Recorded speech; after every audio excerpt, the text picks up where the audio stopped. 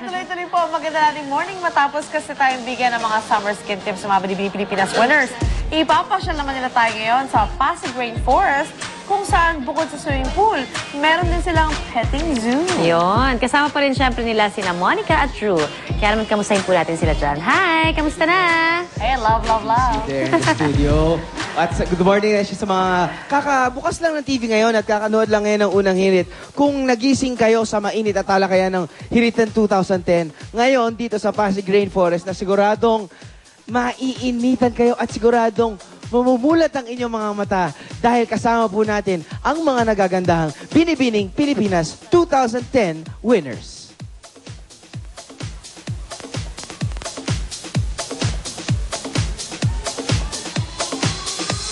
Yes, thanks, Drew. Alam mo, actually, Binibining Pilipinas holder din ako title holder ako Yun nga lang, junior edition. Pero syempre, today kasama natin yung authentic Binibining Pilipinas 2010 winners. And of course, simulan na natin sa second runner-up, si Helen Nicolette Hanson. And of course, first runner-up, Diane Nesho. Miss International 2010, Krista Arieta Kleiner. Miss World, Zarina Gatbunton.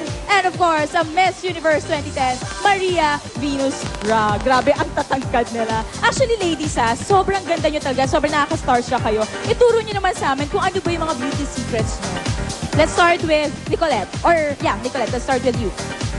Siyempre, kailangan matulog ng maaga. Pero kung may work talaga, make sure na yung makeup tanggalin before talaga matulog kasi magkaka-breakouts pagising. Alright, so sleep early daw mga kapuso. And now, sa ating first runner-up.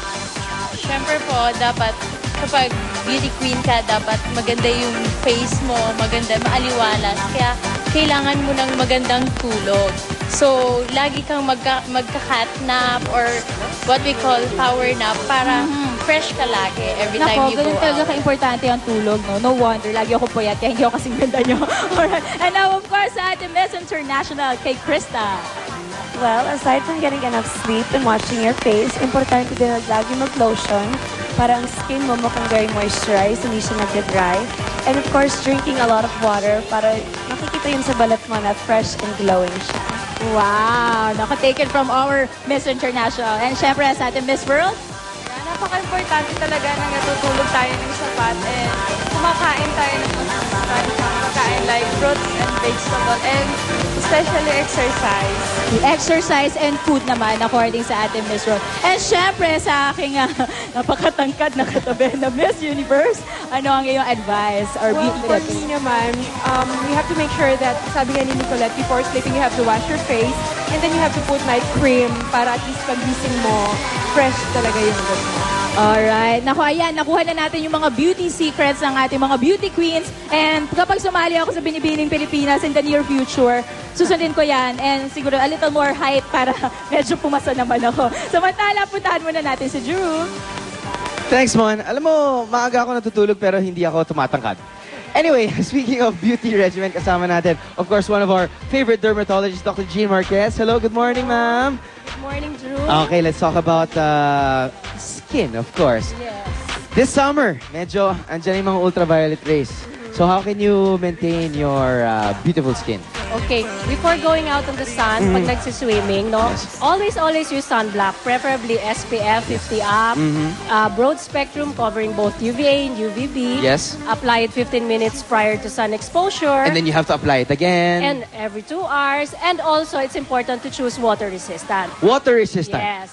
Okay. There are different kinds of sunblock for different types of skin. Okay. What is the minimum ba? 45? The minimum if you're going out to the sun, mas gusto ko na yung SPF 50. 50. That's for both the skin and the body. Yeah, the face and the body. The face and the body. Okay.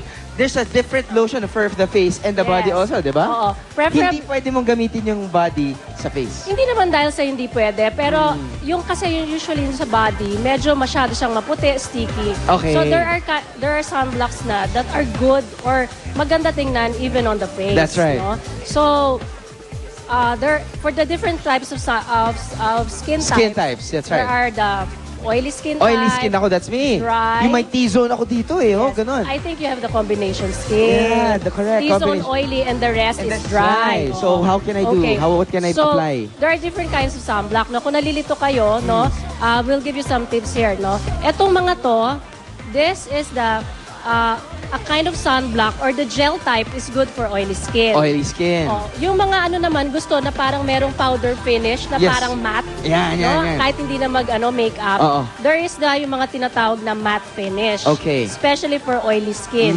So para hindi masyado oily tingnan. Alright. For the dry skin naman, no, you can use yung mga cream types para mas moisturizing. Okay. For combination skin, you can use both. So like for example, if I'm oily here in T-zone nga, I can use the pang medyo moisture, pang dry, and dito naman pang moisturize sa may Well, cheeks. kahit na any, Kahit any. will, Okay. is okay Now, I na. see this tablets. Tablets for Yes, what, oo. Doc?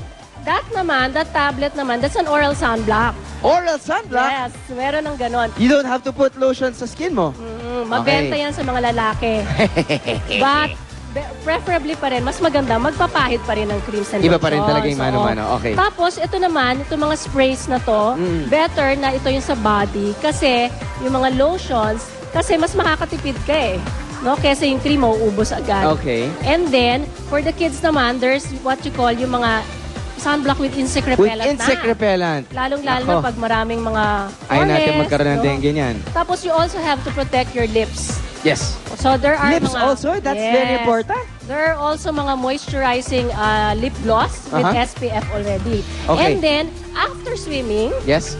After swimming, this is the last one, Doc, Oo. kasi kailangan na nating ano. yes, after swimming, Okay. always moisturize. So you can either use moisturizing soaps in bar or mga liquid forms and lotions. So after taking a bath, kailangan mag-moisturize ka. Yes, of course. Take Of a course. bath and then Moisturize. Thank you so Okay. much, Dr. Jean. Okay, thank you very much, We always Drew. love for you to be here Thank also you. It's always all a the